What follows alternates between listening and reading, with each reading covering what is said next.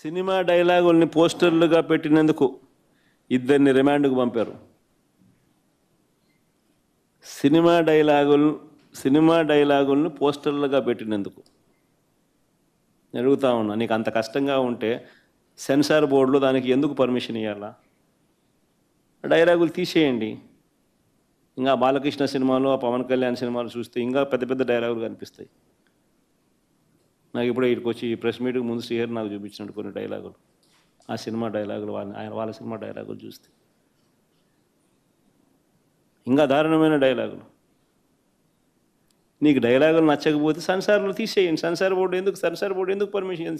Censor board ఉండేది ఎందుకు? అంతేగాని ఆ సినిమా డైలాగులు సినిమా వచ్చిన తర్వాత, రిలీజ్ అయిన తర్వాత ఆ సినిమా డైలాగులు, ఆ సినిమాలో మంచి పాటలు ఉంటే ఆ మంచి పాటలు అవన్నీ న్యాచురల్గా ప్రసిద్ధి చెందుతాయి. ఆ సినిమాలో మంచి పాట ఏదైనా ఉంటే ఆ మంచి పాట పాడినా తప్పే అంటావు. ఆ సినిమాలో ఏదైనా మంచి డైలాగులు ఏదైనా వీళ్ళకి నచ్చితే ఆ నచ్చిన డైలాగులు వీళ్ళు పోస్టర్లుగా పెట్టినా తప్పే, వీళ్ళు మాట్లాడినా తప్పే, వాళ్ళు చేసిన యాక్షన్లు వీళ్ళు చేసినా తప్పే.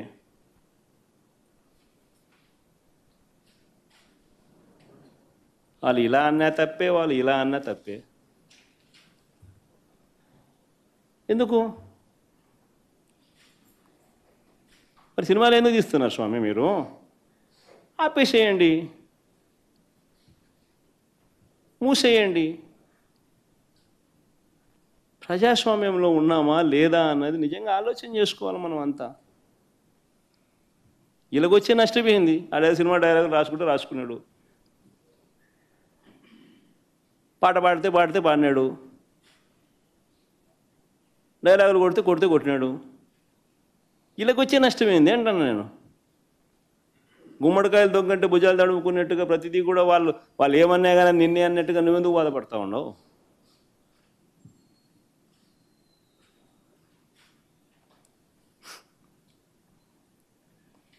నూట 131 మందికి నోటీసులు ఇచ్చినారు. 131 మందికి నోటీసులు ఇచ్చినారు. సినిమా డైలాగులను పోస్టర్లుగా పెట్టినందుకు ఇద్దరిని రిమాండ్కు పంపించినారు. 131 మందికి నోటీసులు ఇచ్చినారు. చంద్రబాబు గారి పేరు ఎవరు చెప్తే వారిలో ఒక్కొక్కరిని పిలిపించుకోవడం, రోజంతా కూర్చోబెట్టుకోవడం, వేధించడం. ఛార్జ్షీట్లు గమనిస్తే అండ్ అదర్స్ అని చెప్పి ఖాళీగా వదిలిపెడతారు. అంటే వాళ్ళకి నచ్చినోని ఇన్స్టాల్మెంట్ బేసిస్ కింద ఎప్పుడు కావాలంటే అప్పుడు ఇరికిచ్చేదానికోసం. స్థానిక ఎలక్షన్లు కానీ ఇంకొక ఎలక్షన్లు కానీ వచ్చినప్పుడు వీళ్ళ అదర్స్లు అందరినీ కూడా జాయిన్ చేయించేసేస్తారు. చేయించి వీళ్ళందరినీ ఎలక్షన్ల ముందు ఎత్తడం. ఎందుకు ఇంత కుట్రలు చేస్తూ ఉండరు?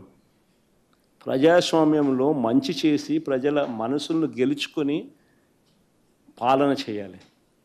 అది సత్తా. అలా చేసి నువ్వు ఇలా అను, అది సత్తా. అంతే తప్ప నువ్వు అన్యాయమైన పాలన చేస్తూ నిన్ను ఎవడైనా ప్రశ్నిస్తే ఆడిట్టన్నాడు, వీళ్ళిట్టన్నారు, వాళ్ళు అట్ట మాట్లాడారు, ఇట్ట మాట్లాడాడు అని చెప్పి తోసేయడం, స్టేషన్లో పెట్టడం ఏమిటి?